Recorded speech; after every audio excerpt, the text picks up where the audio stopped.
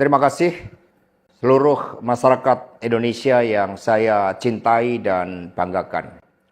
Cerita ini diawali pada tanggal 7 Mei 2024 ketika saya menghadiri pidato pemilu dan jalan kebudayaan yang disampaikan oleh Prof. Sulistyowati di UI.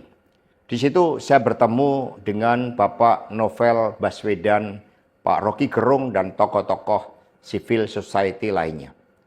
Ketika saya bertemu dengan Mas Novel Baswedan, beliau menanyakan ke saya perlu konfirmasi apakah betul PDI Perjuangan yang memelopori perubahan Undang-Undang KPK yang mengkerdilkan KPK di dalam upaya pemberantasan korupsi. Saya katakan dengan tegas kepada Mas Novel Baswedan saat itu, inilah kalau ada hal-hal yang buruk oleh Presiden Jokowi, selalu dilimpahkan kepada PDI Perjuangan dan juga Ibu Megawati Soekarno Putri. Tetapi ketika ada hal-hal yang positif, selalu diambil oleh Presiden Jokowi tanpa menyisakan benefit bagi kepentingan PDI Perjuangan. Mengapa saya katakan seperti itu? Revisi Undang-Undang KPK termasuk kabar buruk yang disampaikan bahwa itu adalah ulah PDI Perjuangan. Sebagai Sekretaris Jenderal DPD Perjuangan, saya sampaikan kepada Mas Novel bahwa saya adalah sekjen yang sangat getol menjabarkan perintah Ibu Megawati Soekarno Putri bagaimana PDI Perjuangan memerangi korupsi. Karena itulah tuduhan bahwa revisi Undang-Undang KPK diarsiteki oleh PDI Perjuangan itu sangat salah. Saya ingat ketika saya bertemu dengan Presiden Jokowi di Istana Merdeka menjelang Mas Gibran dan Mas Bobi mau mencalonkan sebagai wali kota Solo dan wali kota Medan. Saya mengatakan kepada Pak Presiden Jokowi sekaligus untuk menguji keseriusan beliau di dalam mencalonkan anak dan menantunya. Pak Presiden, apakah betul Bapak mau mencalonkan Mas Gibran dan Mas Bobi sebagai wali kota? Loh, kenapa Pak Sekjen? Karena ketika Mas Gibran dan Mas Bobi sebagai wali kota, maka otomatis dia menjadi pejabat negara. Dan ini akan sangat rawan terhadap berbagai bentuk gratifikasi, suap, dan berbagai tindakan korupsi lainnya. Presiden Jokowi sempat termenung saat itu. Dan kemudian dari situlah saya merasakan bahwa pertanyaan saya ini sangat mengusik perhatian dari beliau. Karena saya tegaskan bahwa ketika Mas Gibran dan Mas Bobi menjadi wali kota, maka dengan mudah akan terkena operasi tangkap tangan dari KPK dan juga aparat penegak hukum yang lain.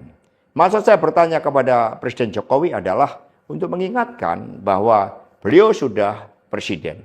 Buat apa kemudian anak-anaknya harus menjadi wali kota dan itu mengandung suatu risiko-risiko politik mengingat presiden juga berhadapan dengan begitu banyak pihak-pihak yang selalu mencoba berhadapan dengan Bapak Presiden.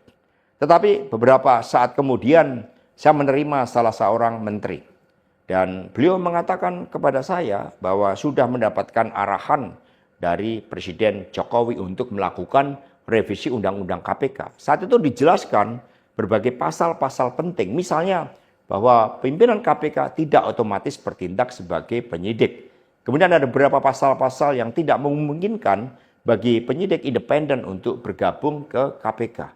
Berbagai revisi-revisi itu, karena ini adalah perintah dari Presiden, maka ya saya sarankan untuk bertemu dengan seluruh jajaran fraksi di DPR RI dan coba menggalang atas perintah dari Presiden. Nah saat itu Pak Menteri yang menjadi kepercayaan dari Pak Jokowi ini menyampaikan bahwa kira-kira akan diperlukan dana sebesar 3 juta US dollar untuk menggolkan revisi Undang-Undang KPK. Dan mengapa berjalan mulus? Karena Presiden Jokowi punya kepentingan untuk melindungi Mas Gibran dan Mas Bobi.